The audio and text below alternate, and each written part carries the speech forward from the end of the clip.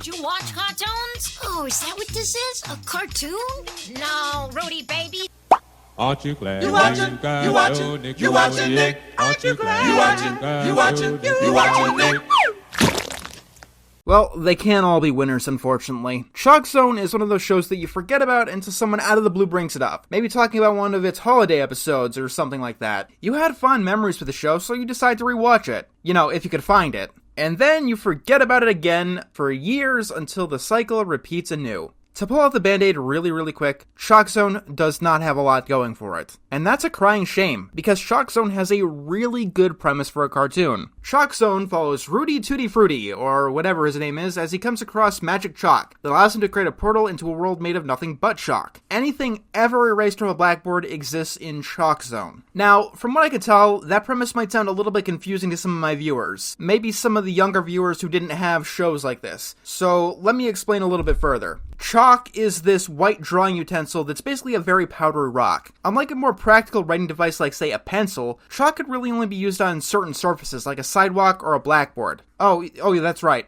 Blackboards were these things that used to be in schools, and they were obsolete about a few years before ChalkZone became a show, when they were replaced by smartboards. Yeah, and if you think that's confusing, some blackboards were actually green. Try explaining that one to me. Okay, I get it. Most people probably know what chalk is, but it's very hard to deny that the premise of ChalkZone loses a lot of its luster knowing how unused chalk is nowadays. It's basically an outdated artist tool. I'm sure that some artists use it, I know that kids use it on the playground, but chalk itself is a very temporary medium, and someone who actually wants to keep their drawings around will probably use something else. All it takes is a little bit of water like rain, and your creation is gone. These are definitely minor nitpicks though. I'm sure that ChalkZone is an easy premise to understand. Unless of course you're the creators of ChalkZone. Alright, let me start by saying that ChalkZone actually has a very good premise for a cartoon. It's probably the thing that it's remembered most fondly for. It sparks the imagination like a good cartoon premise should. It's filled with a world of possibilities. Could you imagine a world where every erased creation is forced to go? You can go in all sorts of directions with that. Charming like ChalkZone tries to go for, engaging, or even sad. However, ChalkZone doesn't really put in any effort into working around the implications of its concept. And no, I'm not talking about this in an adult way, like, what about all the people who drew something obscene? Hey, and there's the old lady in the bathtub you drew last year.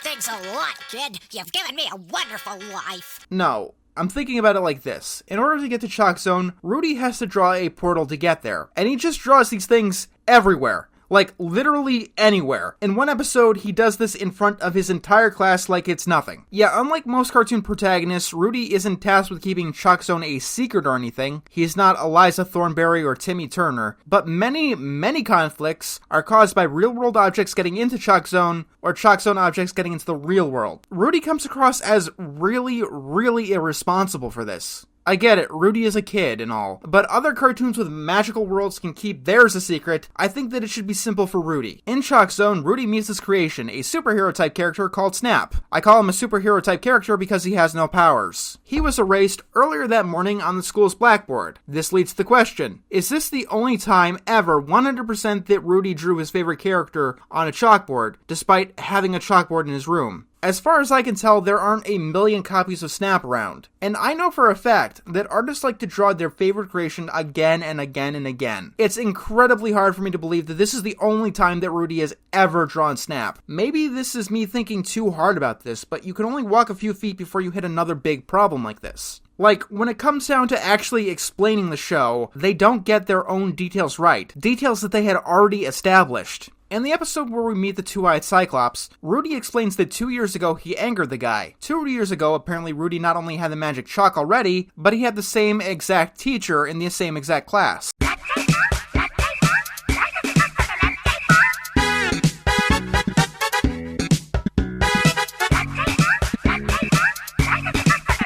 I understand the show was planned to air 2 years after its pilots were aired, but it was held back a grand total of 4. But if you're watching from episode 1 to the next, without understanding this meta bit of information, it can really feel like ChalkZone changing its own backstory willy-nilly. And let's talk about that backstory, shall we? Rudy gets the magic chalk because the teacher, who hates cartoons, just had this magic chalk just lying around. Don't know where the hell it was manufactured, why the teacher had it, or what would have happened when they had eventually used it. Oh, and can we talk about this teacher? His character trait, yes, his character character trait, his only one, is yelling at Rudy for making cartoons and saying that cartoons will never get you anywhere in life. It's a cartoon and he's saying that cartoons are pointless. Haha, I get it. Can we please move on and drop this joke already? The concept of ChalkZone is a fantastic one, but this show is a perfect showcase of a concept that's almost meaningless. Not only do they not really think of the implications, and quite honestly, I'm not asking for much, but they don't really do anything interesting with this concept. And because of the way they use their concept, it really hurt the show. Rudy can draw anything with his magic chalk. It's completely up to his imagination to how he gets out of any situation. This could make for a pretty good video game. Oh, I just aided in a kidnapping. That's too bad. Anyway, I need a flaming Pegasus.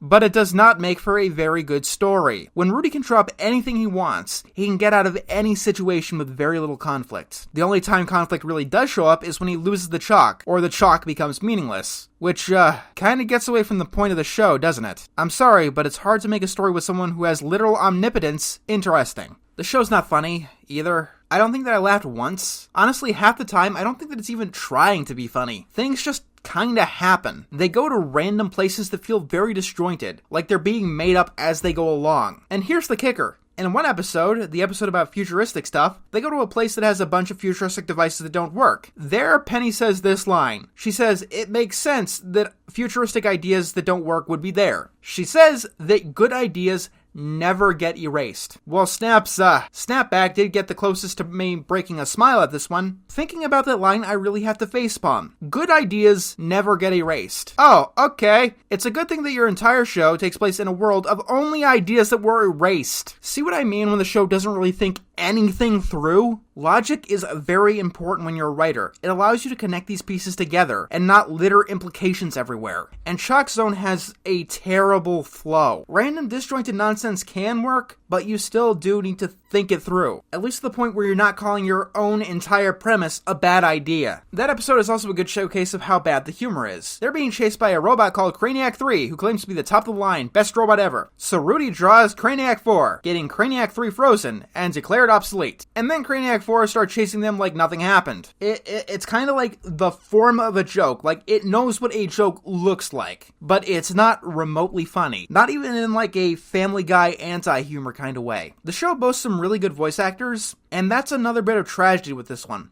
I found the voice acting here one of the worst aspects of the show. Rudy sounds way too much like Tommy Pickles. Bull Nerd is incomprehensible. Snap's voice is completely unfitting for his character. And yes, Snap is a he. A lot of people think that Snap is a female because the voice makes no sense for this kind of character. To the point where I actually misremembered Snap's voice, and I had to do a double take the first time I heard it going back. And then there's Penny. It's not so much the voice with her, but the character as a whole that's the problem. In the first episode, she just goes on and on about spiders, continually interrupting the episode. Like Rudy's story, the actual interesting part of the episode. Relatively speaking, anyway. And yes, I say this as someone with Asperger's syndrome who was prone to do literally the exact same thing. Talk on and on about an inane topic that no one but me cares about. But I put in the ChalkZone DVD to watch a cartoon, not a mirror or read the Wikipedia article about spiders. With all said and done, though, there is one thing that is really good about the show. Not just good, but really good. One thing that I will defend, and that is the music.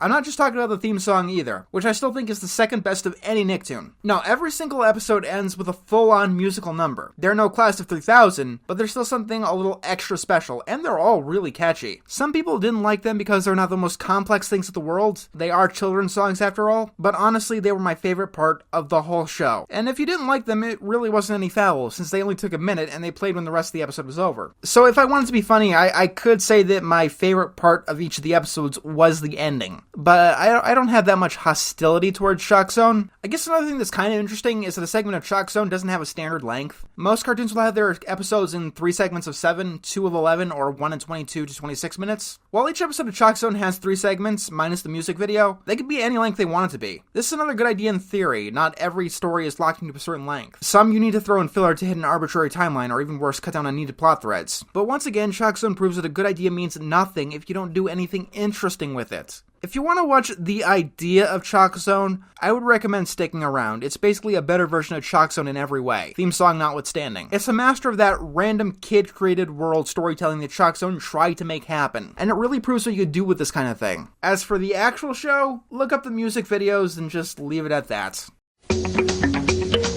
Next on Nickelodeon, it all goes